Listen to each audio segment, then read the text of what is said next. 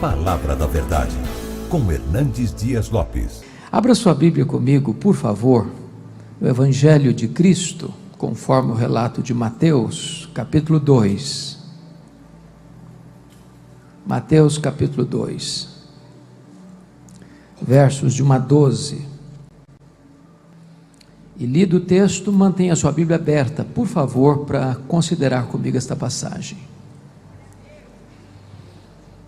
Está escrito o seguinte, Mateus 2: Tendo Jesus nascido em Belém da Judéia, em dias do rei Herodes, eis que vieram os magos do Oriente a Jerusalém, e perguntavam: onde está o recém-nascido rei dos judeus?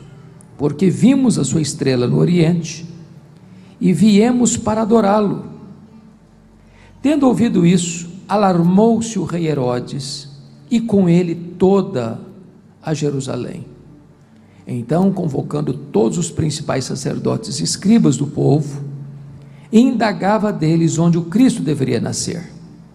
Em Belém da Judéia, responderam eles, porque assim está escrito por intermédio do profeta: e tu, Belém, terra de Judá, não és de modo algum a menor entre as principais de Judá, porque de ti sairá o guia que há de apacentar o meu povo Israel. Com isto, Herodes, tendo chamado secretamente os magos, inquiriu deles com precisão quanto ao tempo em que a estrela aparecera, e enviando-os a Belém, disse-lhes: ide informar-vos cuidadosamente a respeito do menino, e quando o tiverdes encontrado, avisai-me, para eu também ir adorá-lo. Depois de ouvirem o rei, partiram, e eis que a estrela que viram no Oriente os precedia, até que chegando parou sobre onde estava o menino. E vendo eles a estrela, alegraram-se com grande e intenso júbilo.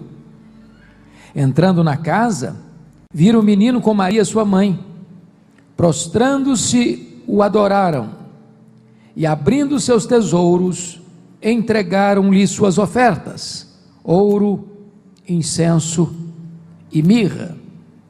Sendo por divina advertência prevenidos em sonho para não voltarem à presença de Herodes, regressaram por outro caminho à sua terra. Amém. Meus amados, o nascimento do nosso glorioso Salvador foi planejado na eternidade. Esta agenda já estava estabelecida antes que o mundo fosse criado, antes que os anjos ruflassem suas asas para rapidamente atender à ordem divina, antes que as estrelas brilhassem, antes que o homem fosse criado. Esta decisão já estava tomada, lá nos refolhos da eternidade. O nascimento de Jesus foi profetizado no Antigo Testamento. Aliás, todo o Antigo Testamento apontava para esse dia. Ele é a semente da mulher que haveria de esmagar a cabeça da serpente. Ele era representado ou simbolizado por aquele cordeiro da Páscoa, cujo sangue, passado no batente das portas, livrou o povo, ou os primogênitos de Israel, da morte fatídica. Ele foi simbolizado pela coluna de nuvem que guiava o povo de dia, pela coluna de fogo que guiava o povo de noite, pelo maná que caía do céu, e pela água que brotava da rocha. Ele foi simbolizado pelo tabernáculo, pela arca da aliança, pelo templo. Ele foi simbolizado pelas festas de Israel, pelos sacrifícios do templo. Ele foi simbolizado pelo sábado. Tudo apontava para ele. Ele é o maravilhoso conselheiro, o Deus forte, o Pai da eternidade, o príncipe da paz, o sol da justiça e a brilhante estrela da manhã. O nascimento de Jesus foi preparado, não só no céu, mas também na terra. Deus preparou um povo, chamado povo grego, para dar ao mundo uma língua universal. Deus preparou um povo, o povo romano, para dar ao mundo uma lei universal. E Deus preparou um povo, o povo judeu, para trazer ao mundo as Escrituras, a palavra universal de Deus. E então, na plenitude dos tempos, ele nasceu de mulher, nasceu sob a lei, para ser o nosso Redentor. Diz a Bíblia, que o Verbo eterno, pessoal, divino, autoexistente, criador, infinito, imenso, eterno, imutável, onipotente, onipresente, onisciente, transcendente, soberano, se fez carne e habitou entre nós, cheio de graça e de verdade, e vimos a sua glória, glória como no unigênito do Pai. E agora Mateus está relatando este fato. E é curioso que Mateus, que foi escrito para os judeus, não desce a detalhes como Lucas, que é o Evangelho Universal, acerca dos detalhes de quem governava o mundo a partir do Império Romano, quem governava na Síria. Ele já começa informando que Jesus nasceu em Belém da Judéia nos dias do rei Herodes. Mas quando você fala nos dias do rei Herodes, é preciso explicar algo, porque o Novo Testamento faz referência a 4 Herodes. Quem é esse aqui? Bom, o Novo Testamento fala desse Herodes aqui, que é conhecido também como Herodes o Grande. Também a Bíblia fala de um segundo Herodes, que é o Herodes Antipas, filho deste. Foi aquele que mandou prender João Batista e mandou matar João Batista, a quem Jesus chamou de raposa, que zombou de Jesus no seu julgamento. O Novo Testamento fala de um terceiro Herodes, o Herodes Agripa I, foi aquele que mandou passar Tiago, irmão de João, a espada em Jerusalém, e prendeu Pedro em prisão de segurança máxima, para matá-lo depois da festa, que foi comido de vermes. O Novo Testamento fala de um quarto Herodes, é o Herodes Agripa II, foi aquele que esteve presente quando Paulo estava preso em Cesareia Marítima, e que disse para Paulo: por pouco me persuades a me fazer um cristão. Quando a Bíblia fala deste Herodes, eu gostaria de olhar este cenário em 3 perspectivas, porque o Natal de Jesus, a mensagem de Jesus, ela requer uma decisão, e esse texto vai retratar para nós 3 decisões. A primeira delas eu chamaria de rejeição e hostilidade. Há uma informação aqui, que Bispo Júlio, sempre que eu lia, eu disse: meu Deus, não faz sentido para mim. Porque notem vocês o que está escrito no versículo 3: tendo ouvido isso, ouvido o quê? Ouvido o quê? Ouvido o que os magos disseram em Jerusalém: onde está o recém-nascido rei dos judeus? Porque vimos a sua estrela no Oriente e viemos para adorá-lo. Agora olha o verso 3: ouvindo isto, alarmou-se o rei Herodes e com ele toda Jerusalém. Não faz sentido para nós isso aqui. Como é que um rei fica alarmado? Simplesmente com uma pergunta de alguns estrangeiros que acabam de chegar: onde está o recém-nascido rei dos judeus? Vimos a sua estrela no Oriente e viemos adorá-lo. Isso não é para alarmar ninguém? Por que esse rei está alarmado? Por que o texto nos diz que não Jerusalém, mas toda Jerusalém estava alarmada. Você não consegue entender o que está escrito aqui, a não ser que você entenda mais algumas coisas sobre esse Herodes. Quem era esse Herodes de fato? Então me permita apresentá-lo a vocês nesta noite. Este Herodes era filho de Antípatro, que tinha nascido em Ascalão, no sul de Israel, e ele era edumeu, e significa que ele era descendente de Esaú, portanto tinha uma espécie de parentesco muito próximo com os judeus. Esse homem foi nomeado pelo Senado romano como rei de Israel no ano 37 a.C. E ele foi chamado de rei dos judeus. E esse homem tem duas características que passo a destacar. Primeiro, diríamos hoje que ele era um político empreendedor, um grande construtor.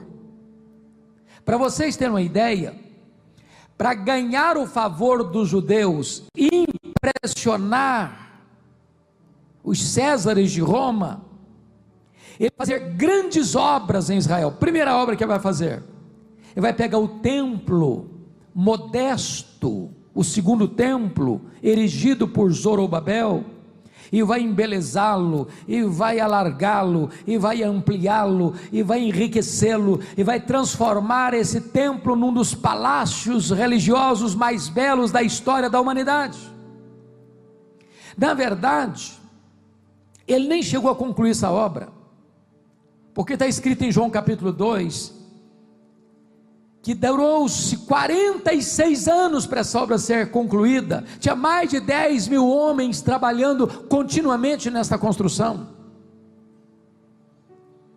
Ele transforma o templo de Jerusalém num grande palácio, de uma beleza colossal. Mas foi esse rei que construiu também o grande porto de Cesareia, abrindo o comércio de Israel para o mundo e facilitando também as viagens missionárias a partir do porto de Cesareia marítima. Terceiro, foi este rei que construiu a grande fortaleza de Massada, às margens do Mar Morto, que acolhe 3.000 judeus que fugiram quando a cidade foi destruída no ano 70, pela invasão do general Tito. Foi este rei que construiu outras fortalezas em Israel, como Herodion e como a fortaleza de Antônio, onde Jesus foi julgado. Ele foi um homem de grandes obras, portentosas obras. Ele era um grande construtor.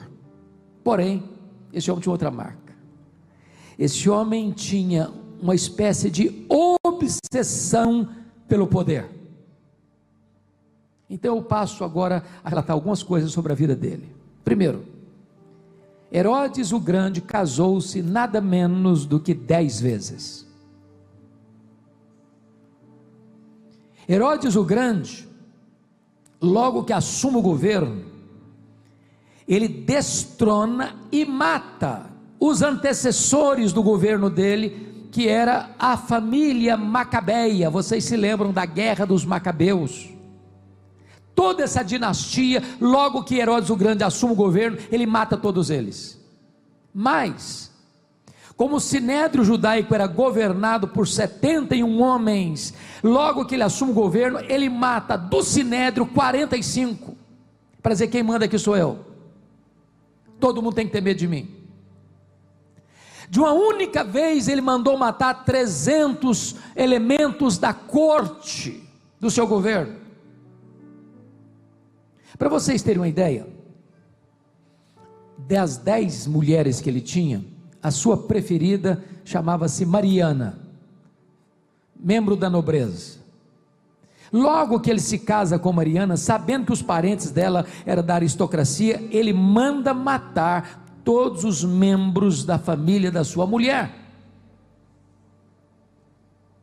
A sua sogra, Alexandra, pediu para ele para nomear o cunhado dele, Aristóbulo, como sumo sacerdote, porque a religião estava prostituída nessa época, e o sumo sacerdote era um cargo muito mais político do que religioso, e ele nomeia o cunhado, Aristóbulo, com 17 anos, para assumir o posto de sumo sacerdote.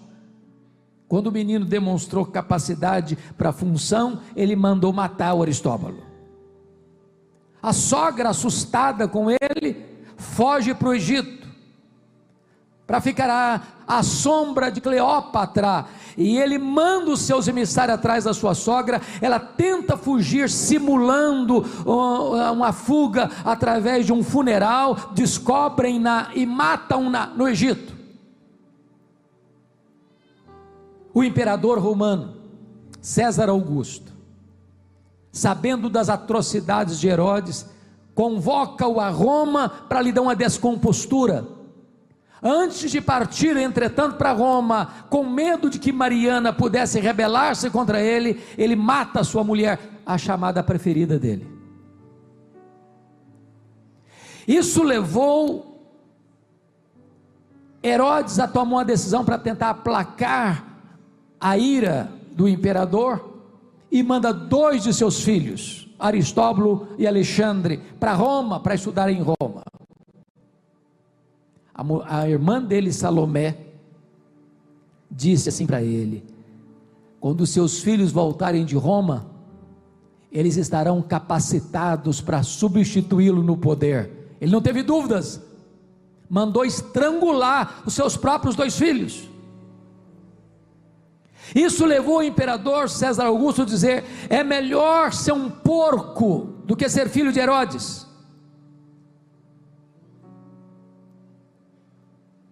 Quando ele estava para morrer, e ele morreu na instância hidromineral de Jericó, uma doença prolongada e muito sofrida, a ponto da sua região inferior ficar gangrenada. E ele pediu à sua irmã Salomé para que no dia da morte dele fosse morto pelo menos um membro da nobreza em Israel, para que houvesse choro no seu funeral. Agora você começa a entender por que o texto está dizendo isso aqui. Quando chega do Oriente uns magos, fazendo uma pergunta: onde está o rei dos judeus? Nós viemos para adorá-lo. Ele não suportava a ideia de que alguém pudesse ameaçar o seu governo, ameaçar o seu reino. Jerusalém conhecia muito bem a índole má desse rei, e toda a cidade fica alarmada, porque viu que poderia ser um outro banho de sangue. Agora preste atenção comigo, que o texto vai nos informar algumas coisas que eu chamo a sua atenção para olhar comigo. Primeiramente, no verso 3, o que eu chamaria do pânico do rei. Tendo ouvido isto, alarmou-se o Herodes, e com ele toda Jerusalém. Segundo, a sagacidade dele, a melhor, a curiosidade dele. Se você olhar no versículo 4 a 6, diz o texto que ele convoca todos os principais sacerdotes e escribas do povo, e indagava deles onde o Cristo deveria nascer. Vamos entender isso aqui. Quando ele diz que ele convoca, não alguns, não a maioria, mas todos, ele não quer deixar ponta solta, certo? E aqui tem 2 grupos: primeiro os principais sacerdotes, e depois os escribas do povo.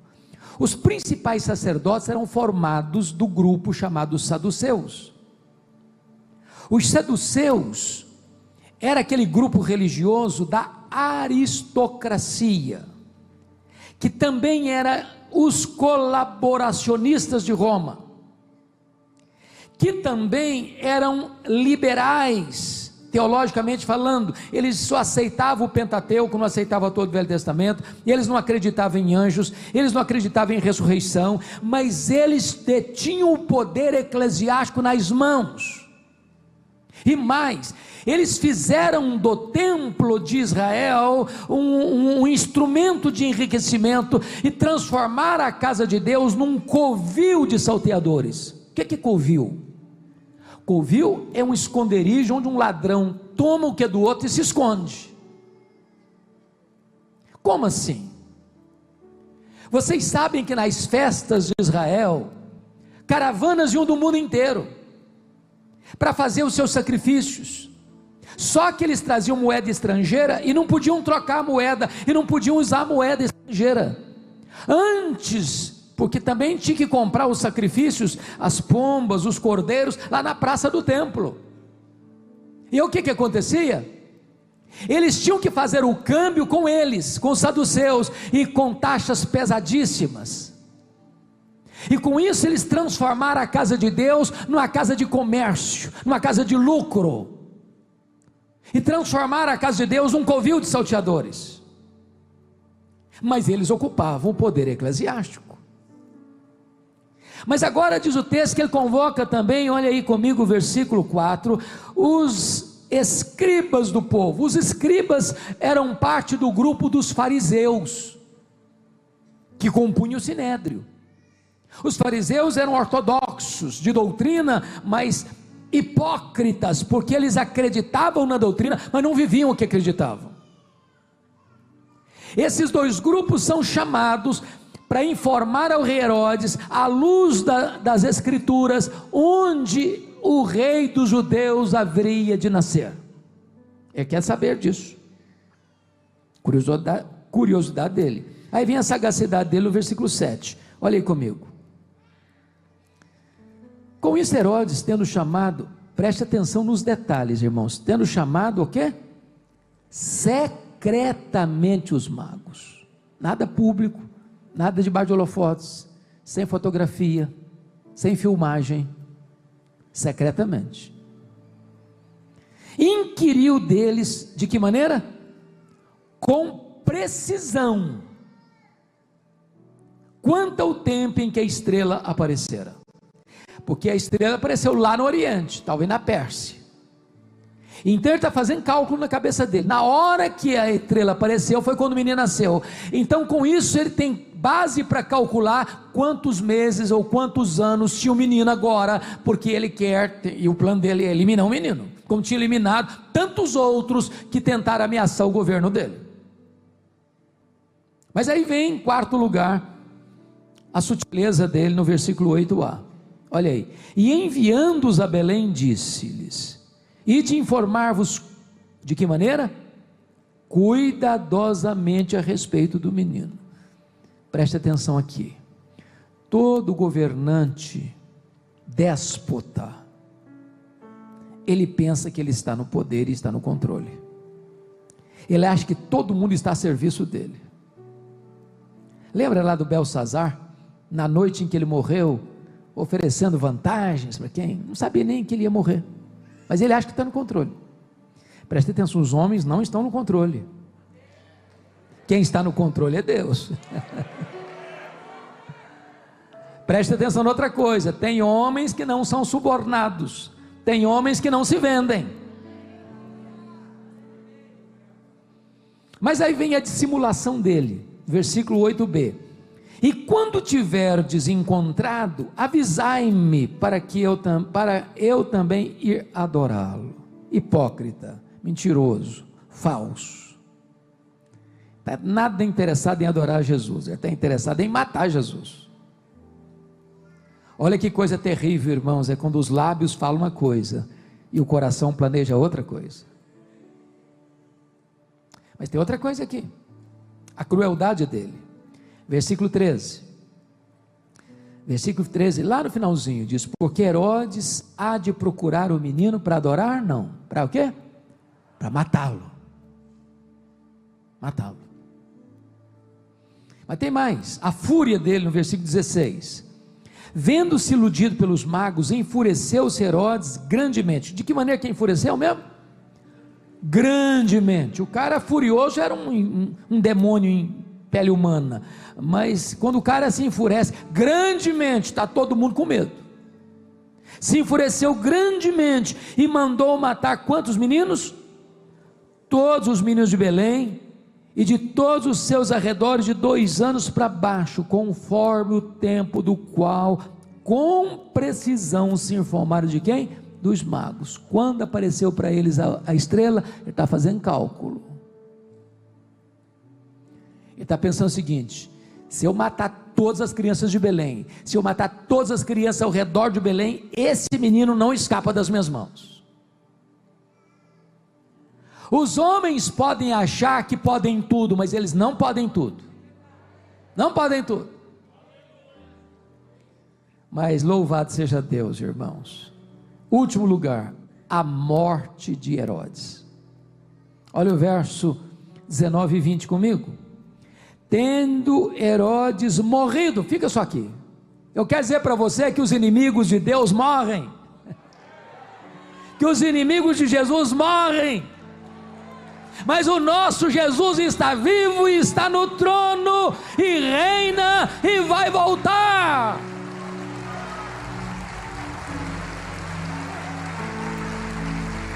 Hoje o nome de Jesus muitas vezes é blasfemado, é zombado, é perseguido nos parlamentos, nas cortes, na imprensa, na mídia, no teatro, aqui, ali e acolá. Os inimigos de Jesus escarnecem dele, mas ele está vivo e ele reina, e aqueles que zombam de Jesus estão sentenciados à morte, eles morrem.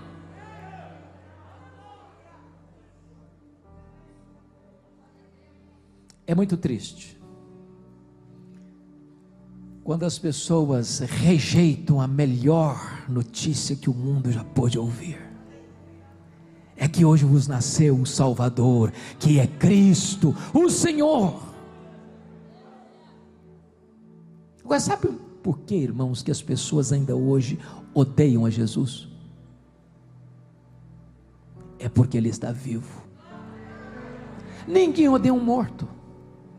Eu pergunto a vocês, quem odeia hoje os faraós do Egito? Quem odeia? Quem odeia hoje Senaqueribe da Síria? Quem odeia hoje Nabucodonosor da Babilônia?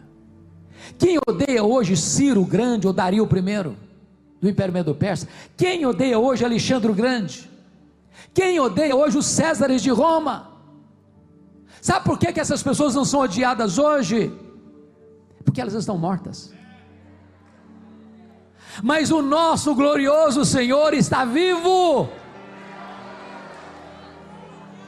Agora, sabe por que esta igreja todo ano prepara uma festa para celebrar o Natal? Você não comemora o nascimento de quem está morto, você comemora o nascimento de quem está vivo. Ele está vivo e Ele é a razão da nossa vida.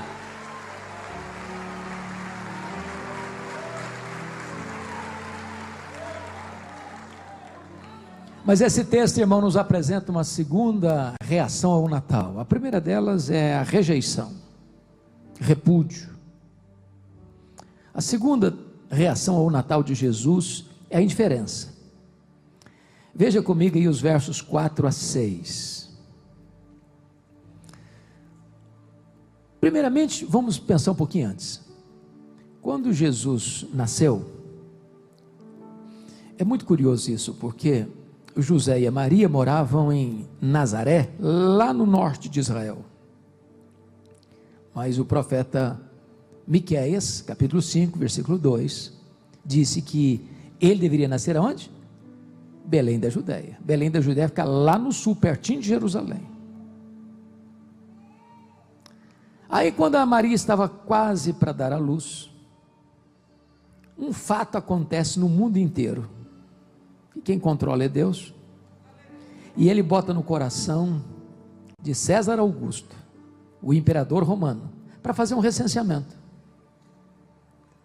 E no recenseamento o camarada tinha que se alistar lá na cidade que ele nasceu, ou na cidade da sua família, como José.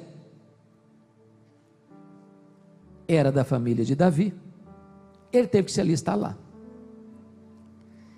Mas ele não deixa Maria em Nazaré, talvez porque Maria, preste atenção nisso, estava sendo mal falada. Maria apareceu grávida, e ninguém podia explicar isso. O anjo apareceu para ela, não apareceu nem para José. O José quis se divorciar dela secretamente.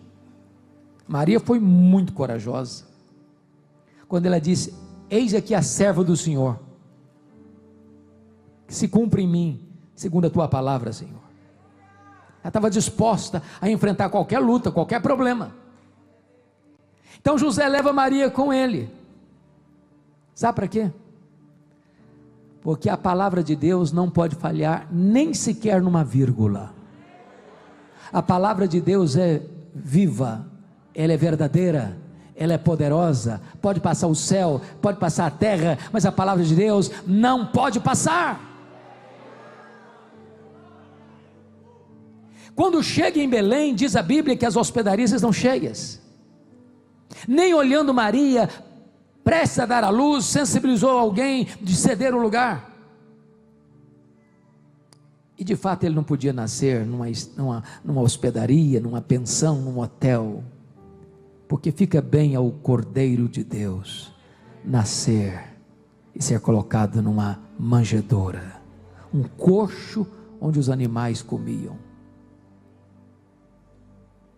Agora preste atenção, não havia lugar para Jesus em Belém.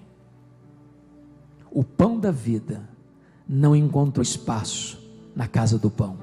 Belém significa casa do pão. Não tinha lugar para o pão da vida nascer na casa do pão. Mas agora os principais sacerdotes e os escribas do povo, gente boa de Bíblia, gente que conhecia teologia, ao saber com precisão que ele nasceria em Belém da Judeia, e sabe qual é a distância de Belém da Judeia para Jerusalém, onde eles estavam? Os principais sacerdotes e os escribas? 10 quilômetros. Sabe quanto você gasta a pé para andar 10 quilômetros? 1h30, a pé. Enquanto os magos cruzaram o deserto, mais de 1000 quilômetros para vir a Jerusalém, quem conhecia a Bíblia, quem conhecia a doutrina, quem conhecia a palavra de Deus, quem tinha todo o arcabouço do conhecimento bíblico, de forma completamente indiferente, não tem coragem de sair de Jerusalém para ir ali na esquina adorar Jesus. Deixa eu lhe dizer algo, não basta ser um teólogo, não basta ser um grande conhecedor da Bíblia, o Senhor quer ver o seu coração. Indiferentes, completamente indiferentes.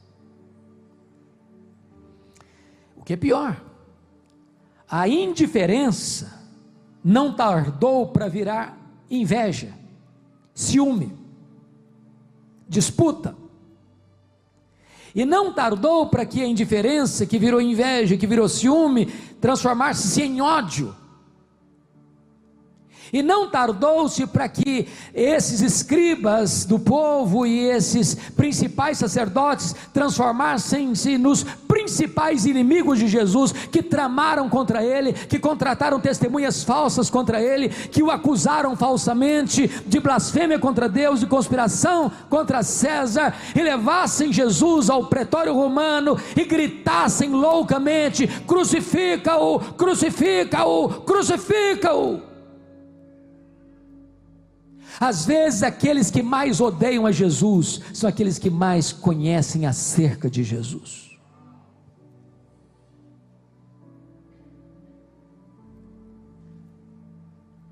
Não basta saber profecia, é preciso ser um adorador.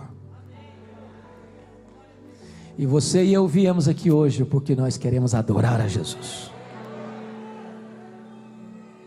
Mas me permita agora ver a terceira reação e a última, que é a rendição e a adoração a Jesus. Então confira comigo o verso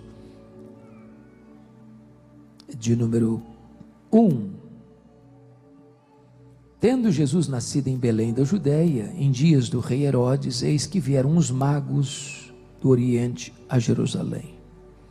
Esses homens eram gentios, talvez sacerdotes persas, estudiosos dos astros. E eu pergunto a vocês, quantos eram mesmo? Quantos? Está escrito isso na sua Bíblia? Quantos eram? Nós não sabemos. Uns magos. Quando diz que são 3, é a tradição que diz isso. Aliás, a tradição religiosa dá até nome a eles, né? É o Belchior, o Baltazar e o Gaspar. A Bíblia não fala nada disso. Mas a tradição diz que eles eram o que mesmo? Reis magos. Onde está escrito isso, que eles eram reis? Também não está escrito. Então isso é tradição também. Eles não eram reis. A Bíblia não tem essa informação. E é curioso que também eles, ao visitarem a Jesus, eles não visitam Jesus na estrebaria. Porque na verdade, quando eles chegam a Jerusalém, já deve ter decorrido aproximadamente 2 anos. Quando eles vão visitar Jesus, Jesus está onde? Onde ele está? Numa casa. A Bíblia não nos informa quanto tempo durou a viagem deles, mas o certo é que eles vieram do Oriente, talvez da Pérsia, mais de 1000 quilômetros, talvez a pé, de camelo, enfrentando o calor sufocante do dia, os ventos gelados da noite, os perigos de uma viagem tão longa, que não era fácil. O que está acontecendo com esses homens? Eu chamo a sua atenção para um ponto muito lindo, no versículo 2: onde está o recém-nascido rei dos judeus? Porque vimos a sua estrela e viemos para adorá-lo. Eles viram o que mesmo? Eles não viram uma estrela, eles viram a sua estrela. Mas que estrela é essa? Eu peço que você abra a sua Bíblia comigo para você olhar isso. Depois a gente volta para cá. Abra a sua Bíblia em Números 24, versículo 17. Números 24, 17. Está escrito assim: vê-lo-ei, mas não agora, contemplá-lo-ei, mas não de perto. Uma estrela procederá de Jacó, de Israel subirá um cetro que ferirá as têmporas de Moabe e destruirá todos os filhos de Sete. Quando esses magos viram a sua estrela, muito provavelmente eles eram como que prosélitos. Vocês se lembram que Daniel já havia testemunhado juntamente com os seus amigos lá na Babilônia, Daniel depois na Pérsia, e essa profecia bíblica já era conhecida. Uma estrela que haveria de proceder de Jacó. E nesse momento o cetro de Israel subirá, um cetro do poder do governante, que é Jesus. Então quando esses magos viram a estrela dele, era a sua estrela, era a estrela profética, era a estrela que apontava para a chegada do Messias, eles compreenderam isso. Compreenderam isso. Eu já participei de muitas pecinhas de Natal, desde a minha infância, e quase todas que eu participei, lá na roça às vezes, a gente amarrava um barbante assim, e a estrelinha lá do Oriente vinha correndo, e aí a estrela chegava em Jerusalém. Não foi isso que aconteceu? A estrela não os guiou do Oriente a Jerusalém, não. eles viram a sua estrela no Oriente. E por compreenderem que aquela estrela era a estrela profética anunciada em Números 24:17, eles saem do Oriente e vão para onde? Jerusalém. Por que Jerusalém? Porque Jerusalém era o local que eles sabiam ter a palavra de Deus. A revelação natural leva-os à revelação especial. A precisão exata onde o Messias devia nascer, onde o rei dos judeus devia nascer, eles precisavam buscar essa informação não da estrela, mas da palavra de Deus. Você quer conhecer a Jesus? Abra a Bíblia. Você quer conhecer Jesus? Examine as Escrituras, porque foi Jesus quem disse: examinai as Escrituras, porque elas testificam de mim.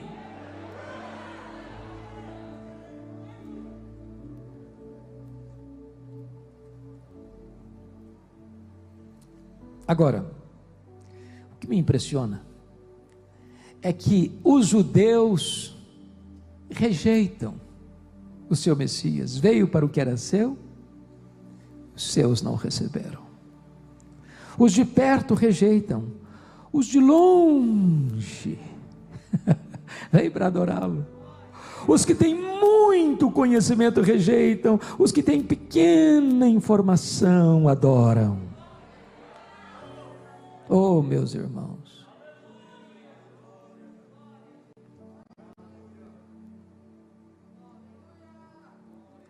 cuidado para você não transformar o conhecimento que você tem num instrumento de calcificar a sua alma, calejar o seu coração e perder o encanto da adoração a Jesus.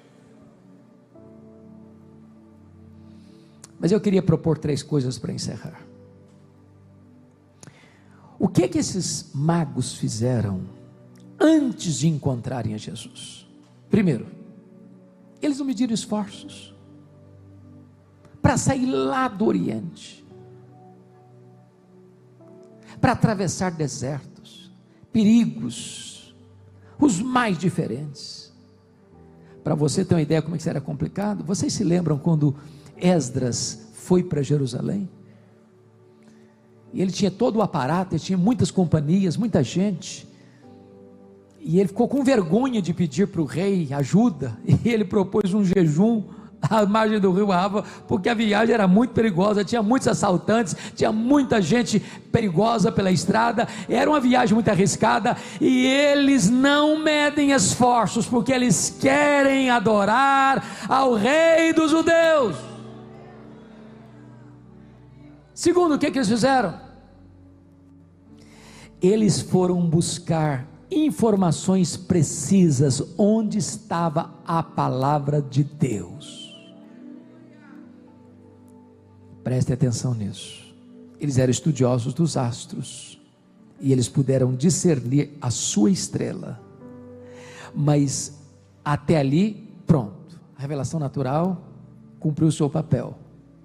Se eu quero conhecer Jesus, eu preciso abrir a Bíblia. Eu preciso escutar a voz das Escrituras. E mais do que nunca, irmãos, a igreja hoje precisa ser uma igreja de Bíblia aberta. Quando tantos seminários hoje, chamados protestantes evangélicos, não creem mais na Bíblia, quando tantas denominações hoje já não subscrevem mais a ideia de que a Bíblia é a palavra de Deus, inspirada, inerrante, infalível. Nós precisamos reafirmar que a palavra de Deus é viva, é poderosa, é atual, é indestrutível. Terceiro lugar, versículo 9, lá voltando agora para Mateus capítulo 2, versículo 9: depois de ouvirem o rei, partiram. Eu fico pensando, bispo Júlio, que esses magos, ao chegarem em Jerusalém, eles notaram o clima. uma cidade perturbada, o rei completamente desconcertado, o constrangimento. Se esses homens fossem covardes, eles teriam pensado assim: vamos embora, ficar aqui é um risco para a nossa sobrevivência. Esse homem é louco, esse rei é louco. Para esse rei me mandar matar-nos pouco custa. Esse rei é um perverso, ele é um carrasco, ele é um assassino, ele já tem feito tantas chacinas por aqui, vamos embora. Não, eles vieram para adorar, e eles estão determinados a correr não só os riscos da viagem, mas o risco de perder a própria vida, porque nada mais importa para eles a não ser adorar a Jesus. Se você não tiver coragem de renunciar a você mesmo, de negar a você mesmo, de tomar a própria cruz do Senhor, você não está apto a ser um discípulo de Jesus.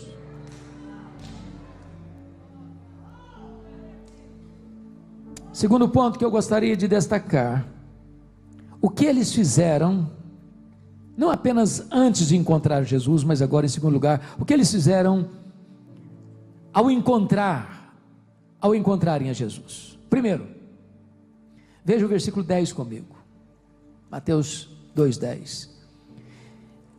E vendo eles a estrela, alegraram-se com grande e intenso júbilo. Porque veja vocês que eles viram a estrela no Oriente, não viram mais, e vieram para Jerusalém. E aí de Jerusalém a Belém a estrela foi guiando, 10 quilômetros, até que a estrela parou em cima da casa onde estava Maria e Jesus. E quando eles viram isso, eles não só se alegraram, eles se alegraram com um grande e intenso júbilo. Enquanto uns estão cheios de ódio, como Herodes, enquanto outros estão cheios de indiferença, como os principais sacerdotes e os escribas do povo, eles estão cheios de alegria. Meu amado irmão, no mundo de tanta indiferença a Jesus, no mundo de tanta hostilidade a Jesus, no mundo onde se escarnece de Jesus, nas praças, nas ruas, nas passarelas de carnaval, eu quero dizer para você que a igreja de Deus se alegra com grande e intenso júbilo, porque Jesus é o Senhor da nossa vida.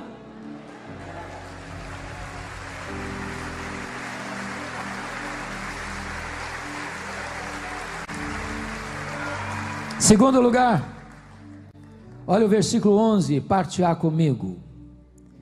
Entrando na casa, viram o menino com Maria sua mãe, prostrando-se, o adoraram.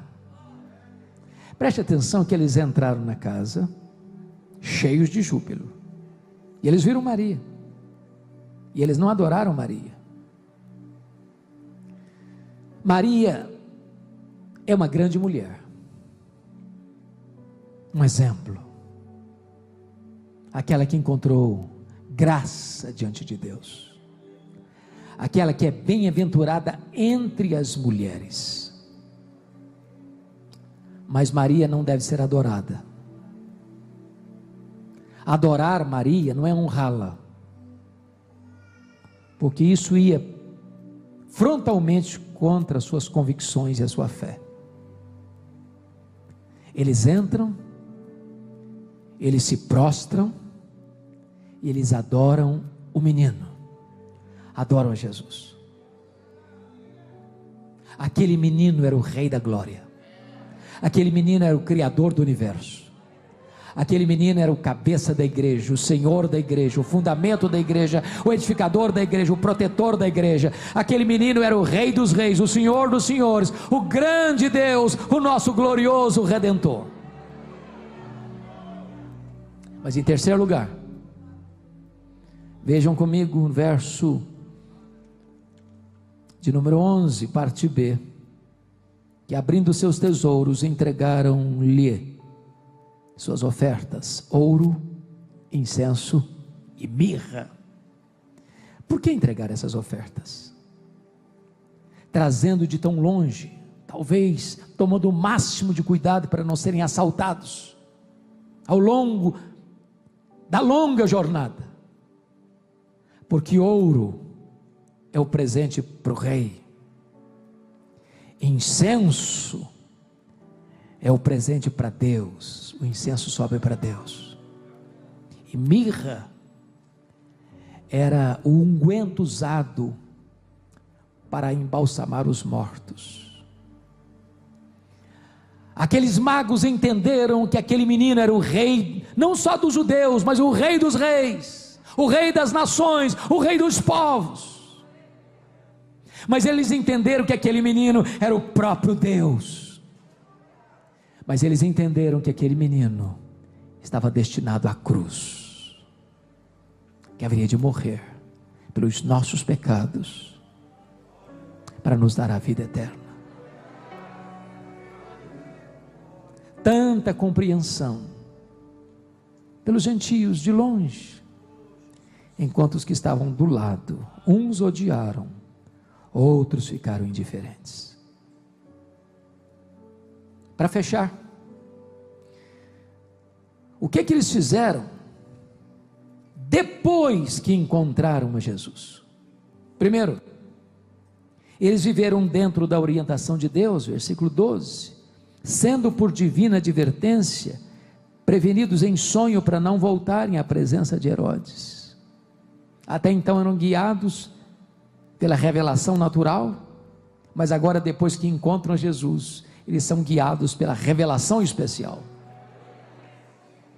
Mas em segundo lugar, está escrito no versículo 12, que eles regressaram por outro caminho à sua terra. Quero dizer uma coisa a você: toda pessoa que tem um encontro com Jesus nunca mais regressa pelo mesmo caminho. Ele tem uma mudança de rumo, ele tem uma mudança de mente, ele tem uma mudança de coração, ele tem uma mudança de vida, ele tem uma mudança de família, ele tem uma mudança de pátria, ele tem uma mudança de herança. Tudo se faz novo na sua história.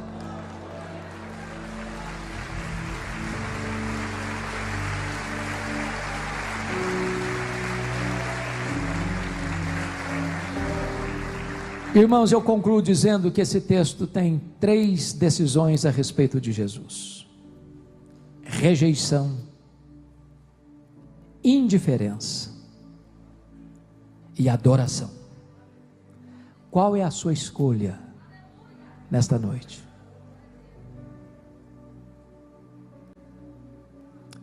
Esta decisão é pessoal e intransferível. Seu pai, sua mãe não podem fazer essa decisão por você. Sua mulher, seu marido não podem fazer essa decisão por você. Essa decisão é sua, só sua. A Bíblia diz que quem tem o Filho tem a vida. Tem a vida.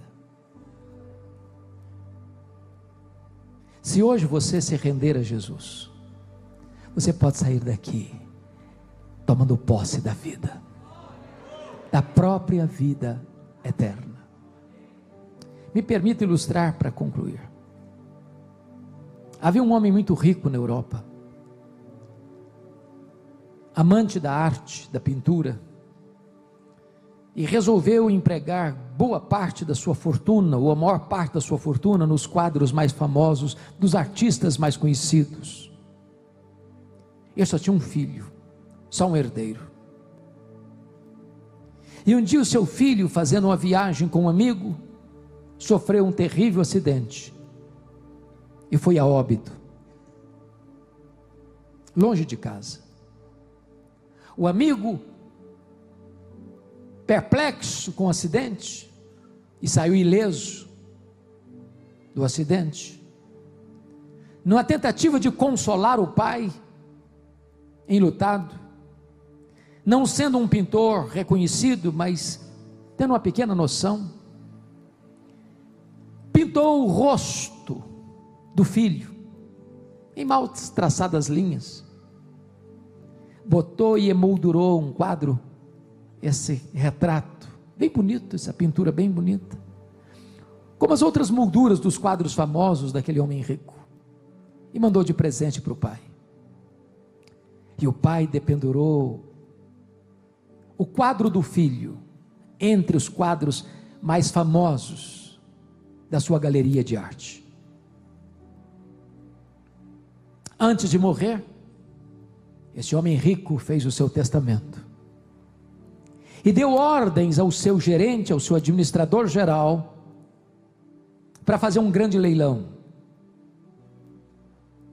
E o dinheiro arrecadado na venda dos quadros mais famosos deveria ser destinado a uma entidade de caridade.